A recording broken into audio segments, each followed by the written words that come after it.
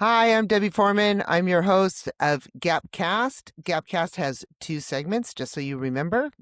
We talk about gaps. First on GAPcast, we react to infamous people who talk about gaps, what they are, the problems they have, and we hear this from very, very famous people around the world. But then we do a second segment after the reaction called GAPTRIX, which is to actually show you the frameworks that are used related to those comments that these infamous people do or talk about. So we reacted to one from Andrea Berchowitz, and that reaction you can refer back to. So if you're seeing this for the first time, go back to the reaction first. And now what I'm going to do is go back to the segment. It's about a 2.5-minute segment. And as we go through that segment, I'm actually going to show you the frameworks, the tools, and the methodologies that are used to tackle what's being talked about. Okay, so here we go. Let me get that up for you.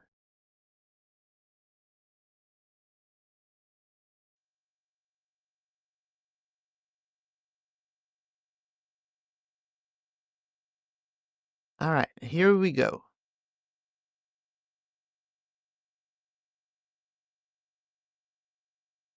My fascination with female leadership and the obvious gap began as a strategy consultant working in boardrooms around the world. In over 10 years, I can count on one hand the number of senior women over 50 in executive positions that I saw. I'm going to start off because I'm going to talk about this on more of a personal level. The fact is that I'm going to be 57, and she's talking about women in leadership roles and gaps that she has seen. Well, as a specialist in filling gaps at the age of 57 and in a leadership role, this video really hit hard. So let's take a listen and see what she said, and then I'm going to go into the frameworks. Whether it was Seattle or Dubai, Lagos, or upstate New York, women were scarce at the top. I started to look around and question the system I was in, wonder what opportunities really existed. The women at the top were exceptional. The bar seemed almost too high to reach. And so I started speaking to my friends and colleagues in their 40s and 50s. They talked about things I knew, balancing a serious job, teenagers, and caring for elderly parents. Okay, so this video had been sent to me and said that you should react to this because it's going to resonate with you. So here I am at the age of 57. She said, caring for teenagers. I've got a 16-year-old daughter and elderly parents. My parents are in their 80s, and I have a terminally ill father. And the question is, in senior leadership, how do we actually juggle and balance all of that and not create gaps in our careers or our families? But she's going to go further than that. But in a few instances, close friends opened up. They talked about how their bodies and their minds were changing and the impact of menopause on many aspects of their lives, including work. Menopause is a taboo subject. We're going to get back to that towards the end because I already reacted to this. But when we are talking about the changes in our bodies and our patterns, and as you get older and women get older and in leadership or growing throughout their careers, the question is, yes, our bodies change. We react differently. We sleep a lot less. We go through menopause. And at the same time, we become wiser and wiser. So it's a juxtaposition. It was at that point that I realized if I wanted to make a difference to women in the workplace so we can all work as long as we want to, it was to improve menopause care. I believe the workplace can play a major role in improving the experience for women coping with menopausal symptoms. For people that are young and they're just coming in and they watch older women like me and experience the menopausal symptoms inside the workplace, it can be very serious. Women can go through hot flashes. They can need to run to the restroom, get tired easily because they haven't slept at night. Yet at the same time, their cognitive development is far beyond what it was before they were menopaused. And as long as this remains a taboo subject, it's going to be hard to address it for coexisting in the workplace. And it might sound cliche, but it does start with awareness. And then it means changing the physical setup of our offices, resetting expectations around work culture, and updating healthcare policies. So what she's talking about is awareness. And she's talking about the best intended or most well-intended HR because they don't learn how to address the subject. So how do you address a subject that hasn't been taught and that you don't know how to address? And then she keeps going back to awareness. Well, through framework, this is what we have. We have collaborative practices. That's where HR sits. Human resources collaborating within the workplace, starting with the North Star, the purpose. What would be that purpose? And here's how this framework works. Well, I say I have a purpose. I have a purpose of breaking the menopausal taboo within the workplace. And for that purpose, I need to align myself with the people that can help me put this program together, that it can help me learn, and the people that need to benefit from it, which is probably the entire workforce. So once that north-south axis is established, then the question is, how do I move from around this quadrant from 1 to 4? And what's going to happen? She talks about awareness.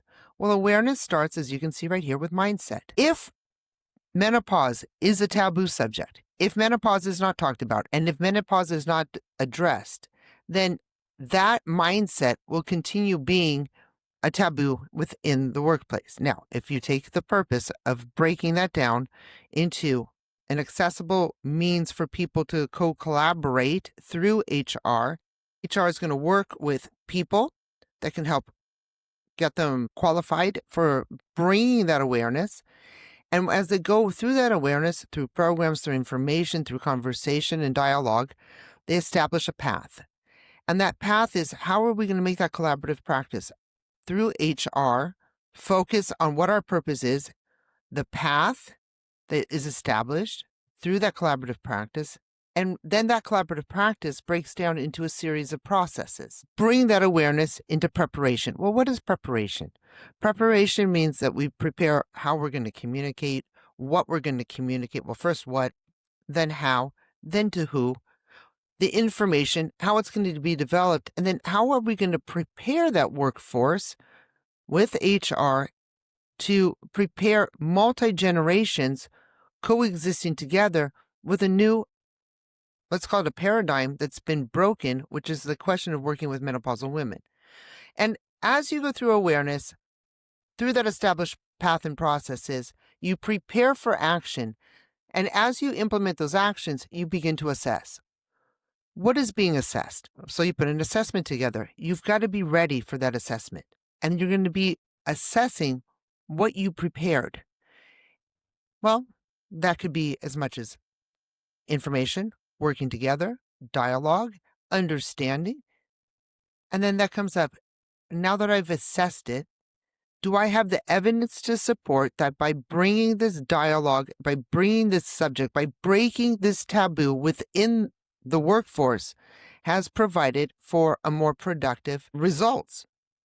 What evidence do I have to show through the assessments that I've done that, yes, that evidence confirms that by addressing menopause in the workplace, we have you're boosting, you're booming, your team is more collaborative, the results are coming out better, and you've been able to make over here through the preparations adjustments to that phase of life that these women sit in.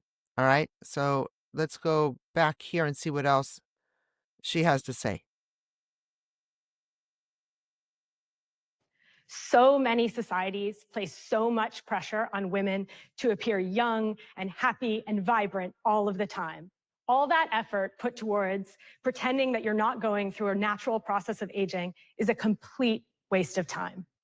Meanwhile, a day in the life of a peri or postmenopausal woman could be running to the bathroom to wait out a hot flush, looking for paper towels for perspiration that came out of nowhere when everyone else was freezing, skipping a meeting or sending someone else because a wave of anxiety made you feel like you couldn't cope, or skipping a business trip altogether because heavy periods made leaving home virtually impossible. Yes, so I'm going to address every single one of them. There is a societal taboo that we need to look younger than we are, or that we have more energy than we have, that doesn't address directly how we're going to take our knowledge especially when we have to run to the bathroom 5 times an hour, so on and so forth, or the hot flushes and the sweats. This is all part of a very natural biological moment. And it's easy, and it's easy to address, and it's easy to adapt to if it is acknowledged, and that starts with that awareness. And yeah, I missed a couple of trips when I was a little bit younger because of the heavy periods also. One way to raise awareness is to bring the discussion Yeah. right into the workplace. Many companies already offer training programs on things like diversity and inclusion, anti-harassment, conversations on mental health, or parental leave. Let's normalize conversation on menopause, inviting people of all genders and all ages to understand what's happening in this natural process of aging so people can learn how to be supportive. Next is the physical setup and expectations around work culture. I want to talk a little bit about what happens when this isn't addressed head on. So what is she talking about? She's talking about the ageism gap. Okay, there's a gap, and it starts with the ageism. She talked about teenage women in menopause or perimenopause or premenopause having to deal with teenagers and then aging parents. The difference of the ages within the workplace where women have to appear to be younger than they are. Well, that ageism gap can cause an disparity, a distance between the generations within the workforce. As she said, missing work, running to the bathroom, missing a trip, that can cause inactivity. And when she said that anxiety, a lot of times people will actually stop working because they don't have an environment conducive to what exactly that they need. Well, what happens when you take all that wisdom that's been built over, usually by the time you're in menopause, you've got 30 years of work experience under your belt. And if that is not addressed, you're going to see a question of stagnation, the problems associated to not addressing ageism within the workforce, and in this case, menopause. You're going to have this older group, the menopausal group, getting into a cycle of stagnation. And if they stagnate, your company's going to stagnate, your work's going to stagnate. Qualification. Well, there's the human resource department. Are they qualified to address the problem or not? And if they're not, then that stagnation comes back and all these other problems exist. Competition. Well, now these women are actually competing with younger women unnecessarily because they have that, what do you want to call it, pressure to be younger and to be physically, let's say, compete with people that are younger, although they have the experience that the younger generation doesn't have. And what happens when this problem set, stagnation, qualification, competition hit? Well, the results. You do not get the results that you're waiting for or that you expect or that you need. So what I wanted to say about this, and this is why I was so, I'm going to say gung-ho about this. And Andrea, we've never met. I don't know you. You don't know me. But about 3 months before I saw this video, I started giving a series of keynotes. And on those keynotes, we're just going to talk about this: to shatter the gap taboo for bold, bankable growth. Okay, so that's the topic of the keynotes. Now, what are the gap taboos? And that is what I went on to stage about. Let's talk about the hidden taboos. And this is what Andrea is talking about. Menopause.